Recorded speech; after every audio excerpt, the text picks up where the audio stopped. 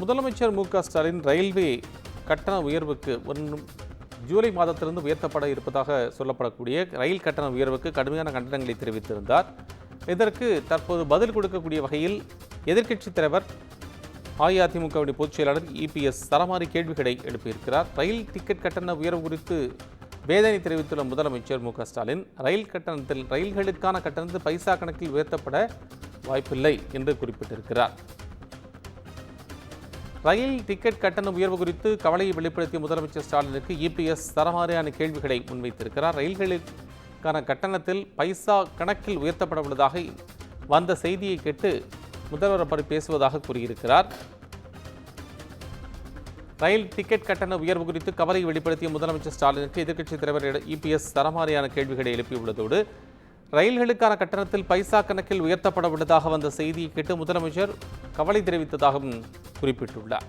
திமுக ஆட்சியில் சொத்து வரி உயர்வு, மின் கட்டண உயர்வு, குடிநீர் கட்டண உயர்வு உள்ளிட்ட பல்வகையான அத்தியாவசிய தேவைகளுக்கான வரி உயர்வு இருப்பதன் காரணமாக தற்போது இந்த கேள்விகளை அறிக்கையாக அவர் வெளியிட்டிருக்கிறார். பல கேள்விகளை அவர் எழுப்பியிருக்கிறார். ரயில்களுக்கான கட்டணத்தில் பைசா கணக்கில் உயர்த்தப்பட உள்ளதாக வந்த செய்தியை கேட்டு முதலமைச்சர் கவலை கொண்டதாக கூறப்படுகிறது. விவரங்களை கூடுதலாக வழங்க செய்தியாளர் சக்திவேல் இணைப்பில். சக்திவேல், உங்கள் விவரம்.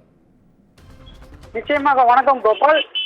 வேலூர் மாவட்டம் காட்பாடியில் நடைபெறும் அரசு நிகழ்ச்சிக்கு செல்வதாக புரட்சி தலைவர் எம்ஜிஆர் அவர்களுடைய சென்னை சென்ட்ரல் ரயில் நிலையத்திலிருந்து முதலமைச்சர் சென்ற போது அங்கு உள்ள பயணிகளின் முகத்தில் வழக்கமான உற்சாகமும் மகிழ்ச்சியும் குறைந்தது என்றும் ஜூலை முதல் உயர்த்தப்பட உள்ள ரயில் கட்டணங்களுக்கு குறைந்து வரும் சாதாரண வகுப்பு பெட்டிகளும் அவர்களது மகிழ்ச்சியை களவாடி இருக்கிறது என்றும் ஏற்கனவே விலைவாசி உயர்வு முதல் சிலிண்டர் விலை உயர்வு வரை நடுத்தர மக்களின் குடும்பங்கள் அல்லல் படுவதாகவும் குறிப்பிட்டுள்ளார்.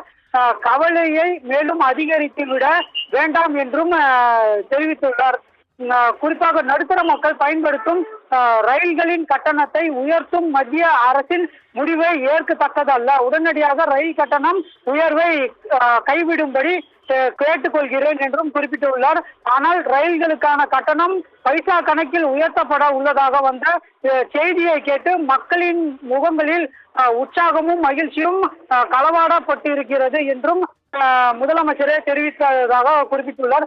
கடந்த 4 ஆண்டுகளாக உங்களது ஆட்சியில் ஆயிரக்கணக்கில் ஏமாற்றப்படுவதாகவும் சொத்து வரி உயர்வு, மின்கட்டண உயர்வு, குடிநீர் உயர்வு, பால் விலை உயர்வு, தொழில் வரி உயர்வு, பல கட்டணங்கள் உயர்வு என்று அரசின் அனைத்து வரி மற்றும் கட்டணங்கள் பல மடங்கு உயர்த்தப்பட்டுள்ளதால் தமிழகத்தில் உள்ள நடுத்தர குடும்பங்களின் மக்களின் அந்த வாழ்வாதாரம் பெரிதும் பாதிக்கப்பட்டுள்ளதை குறிப்பிட்டு இந்த கடிதத்தின் மூலம் அவர் அறிக்கையை வெளியிட்டுள்ளார்.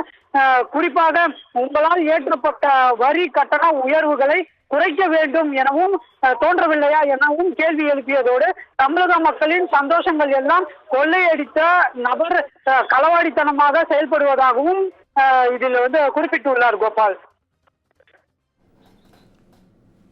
விவரங்களை வழங்கியமைக்கு நன்றி சக்திவேல்.